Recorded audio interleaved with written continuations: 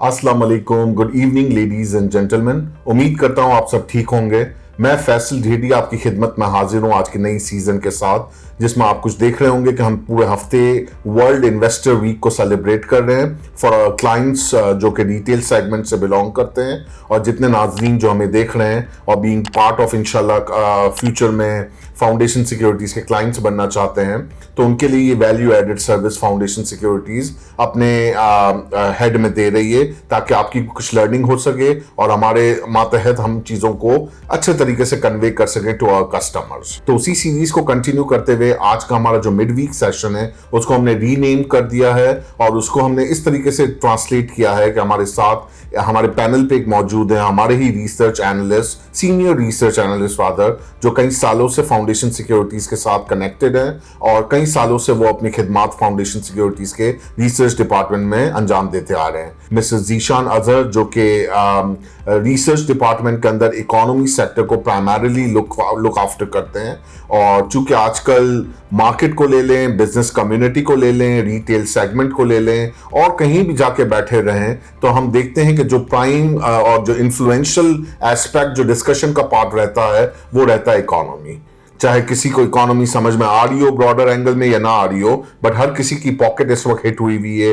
हर किसी को मुल्क की इस एंगल में टेंशन आ रही है कि अगर किसी को कुछ नहीं भी पता तो एटलीस्ट इन्फ्लेशन और रुपये के हवाले से तो बड़ा कंसर्न नजर आता है। तो to address all these small issues, हम अपने क्लाइंट की आसानी के लिए मैंने अपने पैनल में जीशान साहब को आज इनवाइट किया है, ताकि उनसे हम कुछ बेसिक सवालात करें और एक लर्निंग एस्पेक्ट, एक लर्निंग कर्व को बिल्डअप कर सकें, ताकि हमारे क्लाइंट्स के लिए, हमारे इन्वेस्टर्स के लिए और जो और नाज़रीन हमें सुनना चाहते हैं उनके लिए आसानी हो सके वैल्यू एडेड डिसीजन मेकिंग करने में, चाहे वो बिजनेस एस्पेक्ट हो, चाहे वो स्टॉक मार्केट की इन्वेस्टमेंट की साइड हो।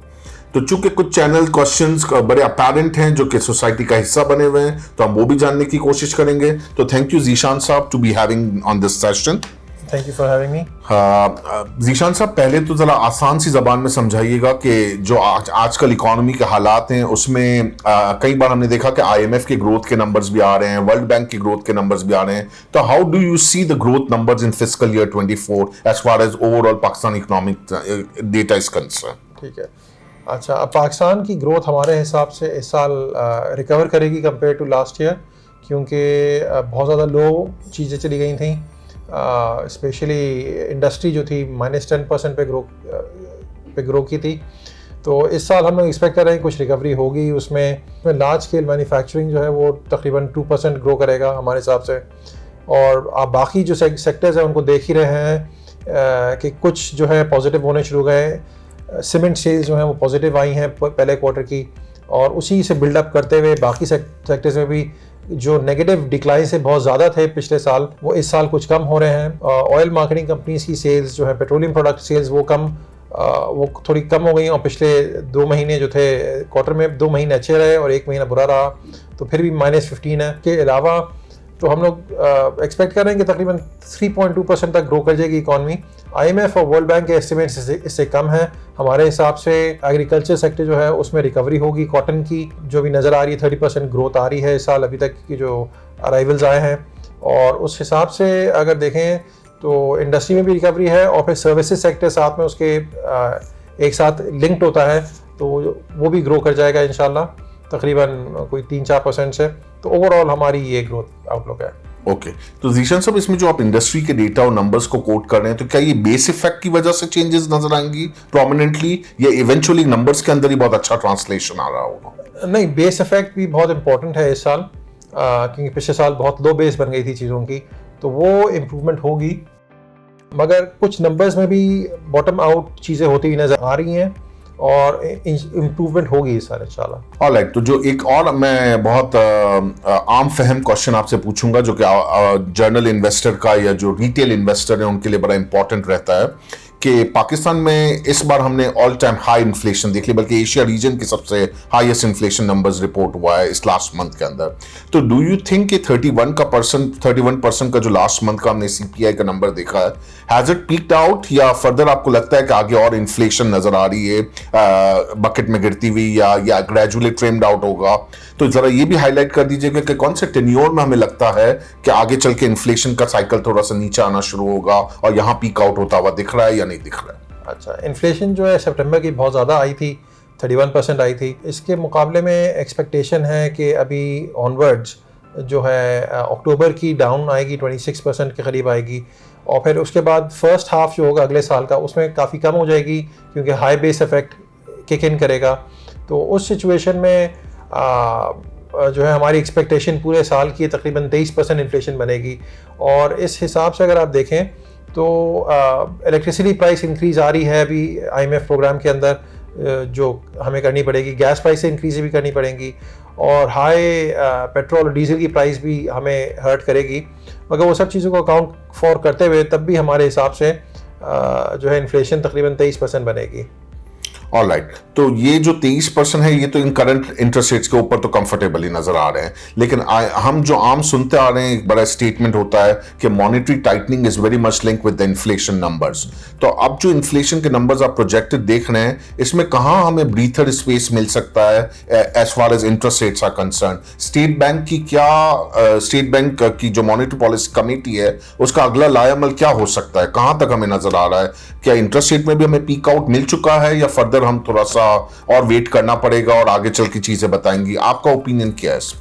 अच्छा, इंटरेस्ट रेट जो है वो सबसे इम्पोर्टेंट चीज़ उसको लिंक जो करती है वो इन्फ्लेशन ही है, और वो एक साल फॉरवर्ड की इन्फ्लेशन लिंक करती है, जो एक साल हम लोग अगला देख रहे होते हैं। तो उस हिसाब से अगर देखें तो अभी हमारी 1 ईयर फॉरवर्ड जो है थोड़ी 22% से कम ही है जो अभी हमारा इंटरेस्ट रेट चल रहा है। तो उस हिसाब से अगर देखें तो हमें लग रहा है कि इंटरेस्ट रेट पीक आउट हो गया है। मगर ये एक तरफ बात हो गई सारी, दूसरी तरफ IMF का अगर प्रेशर आता है, अभी इस महीने के एंड पे रिव्यू होगा शुरू इंशाल्लाह, तो वो उस पर देखना है कि क्या IMF कहता है। अगर गवर्नमेंट को लग रहा है कि IMF की तरफ से प्रेशर है तो वो शायद बढ़ा दें 1-8%, मगर हमें जो लग रहा है कि शायद पीक आउट कर गए हैं अभी और बढ़ाने की ज़रूरत नहीं पड़ेगी। अच्छा जी, तो जितने इन्वेस्टर हमें सुन रहे हैं तो उनके लिए एक अच्छी खबर ही है एक लिहाज से देखा जाए कि मैक्सिमम पीक आउट होता हुआ अचीव हो गया है। अब अगर इस बकेट में 1-आधा% हो भी जाता है with the pressure of IMF तो वो इतना सब्सटेंशियली नहीं होगा। हाउएवर जो अभी करंट डेटा है उसके हिसाब से हमारे एनालिस्ट की कॉल है, और इसमें डिस्क्लेमर बहुत क्लियरली हाईलाइटेड होता है कि ये हमारी प्रोजेक्टेड नंबर्स के ऊपर कॉल है, ये कोई हतमी या कोई प्रोएक्टिवली डेटा आपसे शेयर नहीं किया जा रहा, एक आपसे opinion based on the numbers किया जा रहा है कि ये ओपिनियन हमारा है और एक एनालिस्ट की अपनी कॉल है। ठीक है, जीशान साहब आगे ये बताइएगा कि जिस तरीके से पूरा साल हमने इंपोर्ट को कर्टेलमेंट के साथ रखा, जिस तरह हमारे डॉलर की पोजीशन रुपी की वीक होती जा रही थी, पाक रुपी की अगेंस्ट US डॉलर, आगे के चल के करंट अकाउंट का नंबर क्या लग रहा है? फिस्कल ईयर 24 पे हमारा करंट अकाउंट कहाँ संभलता हुआ दिख रहा है? Is it again out of the hand हो जाएगा? इनको इंपोर्ट्स खोलनी पड़ जाएंगी या इंपोर्ट पे इसी तरह का दबाव रहेगा? LCs की क्या पोजीशन होगी? बिजनेस एनवायरनमेंट क्या होगा? जरा इस पर अगर अपना हाईलाइट कर सके तो ज्यादा बेहतर होगा। अच्छा, जो करंट अकाउंट है वो हमें तो लग रहा है कि इस साल उसमें थोड़ी पिकअप होगा, क्योंकि हमारी ग्रोथ जो है हमने फोकास्ट की हुई है 3% की तकरीबन इस साल। तो उस हिसाब से थोड़ी सी ग्रोथ करंट अकाउंट में ग्रोथ आएगी। 6 बिलियन का नंबर हम लोग देख रहे हैं। उसकी बेसिस ये है कि जो चीज़ें हैं वो थोड़ी इम्प्रूव होंगी। इसी हिसाब से अगर आप देखें तो जो इम्पोर्ट्स हैं वो खुल गई हैं अब तकरीबन, गवर्नमेंट की तरफ से रिस्ट्रिक्शंस हट गई हैं, मगर फिर भी हमें सुनने में आ रहा है कि दिक्कत है इंडस्ट्रीज़ को और इम्पोर्टर्स को इंपोर्ट करने में अपने प्रोडक्ट। तो थोड़ी सी लिमिटेशन रहेगी। हमारी जो पूरे साल की एक्सपेक्टेशन है FY24 की, उसमें इंपोर्ट जो है तकरीबन 10% से ग्रो करेंगी और एक्सपोर्ट्स जो है उसके मुकाबले में तकरीबन 7% से ग्रो करेंगी। तो इससे थोड़ा सा ज़रा इफेक्ट आएगा करंट अकाउंट पे, बट ये मैनेजेबल होगा, इतना ज़्यादा नहीं होगा कि हम लोग अनकंट्रोल्ड डिवैल्यूएशन में चले जाएं दोबारा करेंसी का, जो हमने पिछले साल देखा है। तो करेंसी जो है वो हमारी एक्सपेक्टेशन के हिसाब से अभी तो रिकवर कर रही है, मगर गोइंग फॉरवर्ड 2-4 महीने के अंदर हम एक्सपेक्ट करते हैं कि दोबारा वो रिवर्स करेगा ट्रेंड और दोबारा डिप्रिसिएशन होगी करेंसी की। हम पूरे साल के एंड पे देख रहे हैं कि तकरीबन 300 के करीबी नंबर दोबारा घूम रहा होगा डॉलर के अगेंस्ट। तो सर ये जो आप कह रहे हैं कि 300 पे दोबारा आके खड़ा रह जाएगा Pak rupee, right now it's moving around 287 286, is it because of the politically aligned things, और या आपको गवर्नेंस लेवल पे इशू लग रहा है, या वाकई आप इकोनॉमिकली देख रहे हैं कि 2-5% का मूवमेंट करेंसी के अंदर आप ग्रोथ रेट देखते हुए चल रहे हैं? अच्छा, इकॉनमी जो है अभी जो अंडरलाइंग फैक्टर्स हैं वो इम्प्रूव नहीं कर रहे। हमारा जो बेसिक प्रॉब्लम है वो फिस्कल डेफिसिट आउट है और उसकी वजह से करंट अकाउंट डेफिसिट आउट रहता है। तो वाला प्रेशर जो है वो पिछले बहुत सालों में बिल्डअप हुआ है, और वो सिचुएशन जब तक ठीक नहीं होगी, जब तक टैक्स रेवेन्यूज़ बढ़ेंगे नहीं, जब तक एक्सपेंडिचर्स पे कुछ कंट्रोल नहीं आएगा, जब तक हम लोग एक्सपेक्ट नहीं कर सकते कि अंडरलाइंग जो फैक्टर्स हैं वो इम्प्रूव करें, कि करेंसी का डायरेक्शन कुछ रिवर्स करे। तो मैक्सिमम हम थोड़े अरसे के लिए स्टेबिलिटी देख सकते हैं, मगर लॉन्ग टर्म में जो है इसकी डिवैल्यूएशन चलती रहेगी रुपये की। 6-7% तो साल की कम से कम होती है। कुछ शॉक आता है तो उससे और ज़्यादा हम लोग डिवैल्यू कर जाते हैं वो साल। तो शॉक को मैं कुछ इस तरीके से लूँ नाजरीन की समझ के लिए कि ये रीपेमेंट की वजह से होगा, कि अगर कहीं रीपेमेंट का प्रेशर आ जाता है, बिकॉज फिस्कल ईयर 24 का साइकिल तो आपके सामने होगा, जितना रीपेमेंट में आप कंफर्टेबल हैं हो जाएगा, या कोई इशू या कोई शॉक आ सकता है? जो डेट की रीपेमेंट है वो तो 20 बिलियन से ज़्यादा की है, तकरीबन 20 बिलियन का नंबर है पूरे साल का। लग रहा है कि हो जाएगा पूरा, मगर उसी में अगर कोई प्रॉब्लम होती है, कोई रोल ओवर नहीं हो पाता, उसमें फिर मसला होगा। वो इतना बड़ा शॉक नहीं होगा, मगर जो असल जो चीज़ ड्राइव कर रही है वो इंपोर्ट्स में अभी जो इंटरनेशनल ऑयल प्राइसेस हैं वो बहुत ज़्यादा बढ़ गई हैं। कहना मुश्किल है कि कितनी और वो जाएंगी ऊपर, मगर हर तरह की एस्टिमेशंस आ रही हैं। कोई कह रहा है ऊपर जाएगी, कोई कह रहा है नीचे जाएगी। हमारी जो एस्टिमेशन है कि इसी लेवल पे मेंटेन करेंगे कम से कम।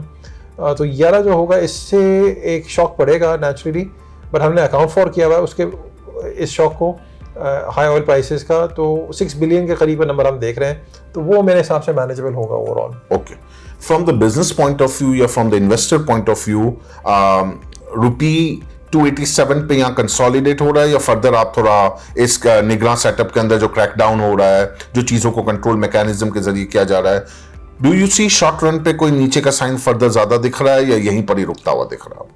नहीं, मेरे ख्याल में अभी तो नीचे जा रहा है और नीचे ही जाएगा थोड़े और अरसे, जब तक एडमिनिस्ट्रेटिव मेजर्स चलते रहते हैं, गवर्नमेंट का क्रैकडाउन चलता रहता है, एक्सचेंज कंपनीज का रिफॉर्म कर रहे हैं ये लोग, तो वो सारी चीज़ें उनका पॉजिटिव प्ले आउट होगा। बट अंडरलाइंग इकोनॉमिक फंडामेंटल्स क्योंकि ठीक नहीं है इकॉनमी के, तो वो मसला रहेगा जैसे मैंने पहले हाईलाइट किया। All right, well said. Last but not the least, economy पे तो जितनी बात करें वो टाइम कम ही लगता है, बट शॉर्ट टाइम के हिसाब से मैं आपसे आपका आखिरी ओपिनियन जानना चाहूंगा कि कलेक्टिव वे में do you think fiscal consolidation हमारा अचीव हो गया है दिस ईयर के लिए, या कोई रेमेडी या कोई रेमीडियल मेजर्स लेने की ज़रूरत है? देखें, फिस्कल पोजीशन हमारी पिछले साल भी आउट थी, और इस साल जो है इंटरेस्ट पेमेंट्स बहुत ज़्यादा हैं, तो वो इंटरेस्ट पेमेंट्स मेरे हिसाब से इस साल भी प्रॉब्लम क्रिएट करेंगी। हमारा जो फिस्कल डेफिसिट है वो हम लोग एक्सपेक्ट कर रहे हैं 7.5-8% के करीब। सिचुएशन में हमें प्रॉब्लम रहेगी। टैक्स रेवेन्यूज़ जो है वो बहुत कम है मुल्क के, और उसमें कोई ख़ास तब्दीली नज़र नहीं आ रही इस साल होते हुए। ऑल्दो काफ़ी अब गवर्नमेंट के इनिशिएटिव्स लॉन्च कर रही है, तो उस हिसाब से भी वो कुछ इम्प्रूवमेंट होगी, बट बहुत बड़ा कोई ड्रामेटिक शिफ्ट नहीं होगा टैक्स कलेक्शन में। हल्के हल्के करके इम्प्रूवमेंट आनी शुरू होगी, और उसी कॉन्टेक्स्ट में जो एक्सपेंडिचर्स हैं, एक्सपेंडिचर्स भी कम करना बहुत मुश्किल काम होता है। इंटरेस्ट जो एक्सपेंडिचर्स को मैंने आप डिस्कस कर लिया, मगर बाकी एक्सपेंडिचर्स हैं वो भी ग्रो कर रहे हैं, तो उस सिचुएशन में हम लोग एक्सपेक्ट कर रहे हैं कि फिस्कल पोजीशन कोई इतनी अच्छी नहीं लग रही इस साल भी। Alright.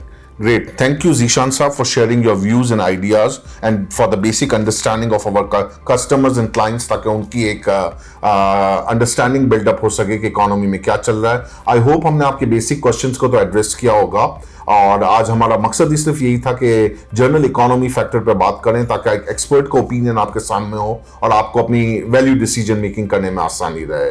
फाउंडेशन सिक्योरिटीज अपने कस्टमर्स के लिए और क्लाइंट्स के लिए इसी तरह वैल्यू एडेड सर्विसेज प्रोवाइड कर रहा होता है, तो please be the part of the customer और क्लाइंट इन फाउंडेशन सिक्योरिटीज। आप हमारी सेल्स टीम से कांटेक्ट कर सकते हैं, and please share your valuable feedback here eight info@fs.com.pk. Your valuable feedback is really at most important to us. Till then, I Faisal Dhedi signing off. Take very good care of yourself and your investment too. Have a pleasant evening. Goodbye. अल्लाह हाफिज़।